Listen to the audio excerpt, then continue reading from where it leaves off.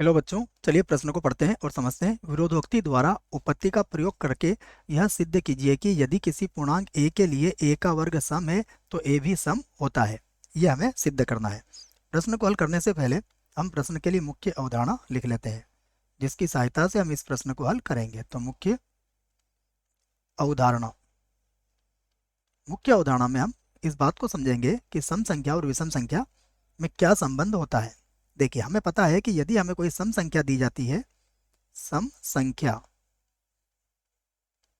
और यदि सम संख्या में हम एक जोड़ते हैं तो हमें क्या मिलती है? विषम संख्या। विषम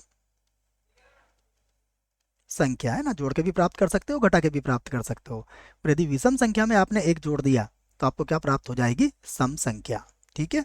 इसी प्रकार यदि आपने क्या जोड़ी, मान लीजिए आपके पास है विषम संख्या, विषम संख्या, और यदि विषम संख्या में आपने कितना जोड़ दिया? एक, तो आपको क्या मिलेगी? सम संख्या मिलेगी। तो ये एकांतरतः मिलती है बच्चों, सम विषम। ठीक है, तो ये बात आप याद रख सकते हैं, इसकी मदद हम लेंगे। अब यहाँ पर हमसे विरोधोक्ति विधि के बारे में कहा गया है। क्या कहा गया है कि विरोधोक्ति द्वारा उत्पत्ति का प्रयोग करके सिद्ध कीजिए कि पूर्णांक a के लिए यदि a का वर्ग सम है। तो यहाँ पर हमें क्या दिया गया है, पहले हम इसकी बात कर लेते हैं। हमें दिया है कि जो a का वर्ग है वो क्या है? सम है। a का वर्ग सम है, ये हमें दिया गया है कि जो a का वर्ग आएगा वो क्या आएगा? सदैव सम आएगा। ठीक है ना, a का वर्ग सम। ठीक है, अब देखिए हमें बताना है कि a क्या है, ए भी क्या होगा? सम होगा। विरोधोक्ति विधि का उपयोग करना है तो हम ए को क्या मान लेंगे? विषम मान लेंगे। ठीक है, विरोधोक्ति विधि में हम यही करते हैं, उसका विपरीत मानते हैं। तो मैं लिख देता हूं कि यदि यदि संभव हो, संभव हो तो माना, ए क्या है? विषम है। ए विषम है, अर्थात अर्थात ए बराबर में कैसा मान सकता हूं? 2m+1। ठीक है, ये मैंने मान लिया है। 2m+1, तो देखो दो का अगर पहाड़ा बोलोगे आप तो यहाँ पर m पूर्णांक होगा। मैं लिख देता हूँ इस बात को, जिससे और समझ में आ जाएगा आपको कि जहाँ m क्या है? पूर्णांक है। जहाँ m पूर्णांक है। अब देखिए, यदि m पूर्णांक है तो ये सम मिलेगा आपको, और एक जोड़ेंगे तो क्या मिलेगा? जैसे मैंने आपसे कहा था, सम संख्या में एक जोड़ने पर हमें विषम संख्या ही मिलेगी। अब हम इसका वर्ग करके देखते हैं, वर्ग करने पर क्या आना चाहिए? अगर देखा जाए तो सम आना चाहिए। विरोधोक्ति विधि से की सहायता से हम इसको देखिए कैसे सिद्ध करेंगे। तो मैं इसका वर्ग कर देता हूँ। देखो, अब मैंने a का वर्ग किया तो यहाँ पर मिलेगा 2m+1 का क्या हो जाएगा? वर्ग। तो ये हो गया a का वर्ग बराबर, ये हो जाएगा 4m का वर्ग प्लस का हो जाएगा 4m, और प्लस कितना हो जाएगा? 1। ठीक है, यहाँ से आप देखो दो को कॉमन ले सकते हो। तो a का वर्ग बराबर, मैंने यहाँ से केवल दो को कॉमन ले लिया बच्चों, ठीक है ना, केवल समझाने के लिए। तो क्या बचेगा यहाँ पर? 2m का वर्ग, 2m का वर्ग प्लस यहाँ पर कितना बचेगा? 2m, और प्लस कितना मिलेगा हमें? 1। अब देखिए, ये दो के गुणज में है, इसका मतलब यहाँ पर क्या आ गया? जो जो क्या है? विषम संख्या है। जो विषम संख्या है,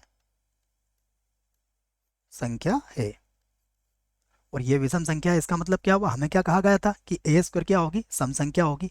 तो हम इस बात को भी कह देते हैं, जो कि क्या है? जो विषम संख्या है। अर्थात अतः अतः इसको एक बार और लिख लेते हैं बच्चों, है ना, और अच्छे से लिख लेते हैं, सारी बातें अच्छे से समझ में आ जाएंगी। ये यहाँ पर लिख लेते हैं हम, अतः ए स्क्वायर क्या था हमारा? सम। सम होने का विरोधाभास है। विरोधाभास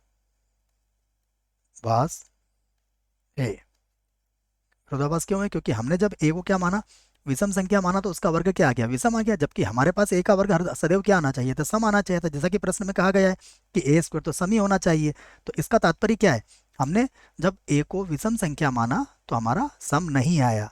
तो विरोधोक्ति विधि का मतलब क्या हुआ कि ए हमारा क्या हो सकता है, विषम नहीं हो सकता है, अर्थात क्या होगा, सम होगा। तो हम इस बात को कह सकते हैं, अर्थात अर्थात हमारी हमारी कल्पना हमारी कल्पना गलत थी, हमारी कल्पना गलत थी कि गलत थी कि ए क्या है, विषम है, ए विषम है, ये हमारी कल्पना क्या थी, गलत थी। तो अब हमारे पास क्या सिद्ध हो गया, तो विरोधोक्ति विधि से, अतः अतः विरोधोक्ति विधि से विरोधोक्ति अतः विरोधोक्ति विधि से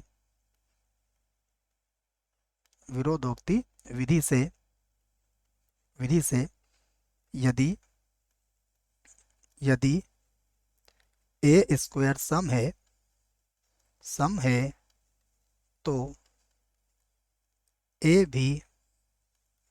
भी सम होगा। तो ये हमने विरोधोक्ति विधि से सिद्ध कर दिया है। आशा करता हूँ बच्चों प्रश्न का उत्तर समझ में आया होगा। धन्यवाद।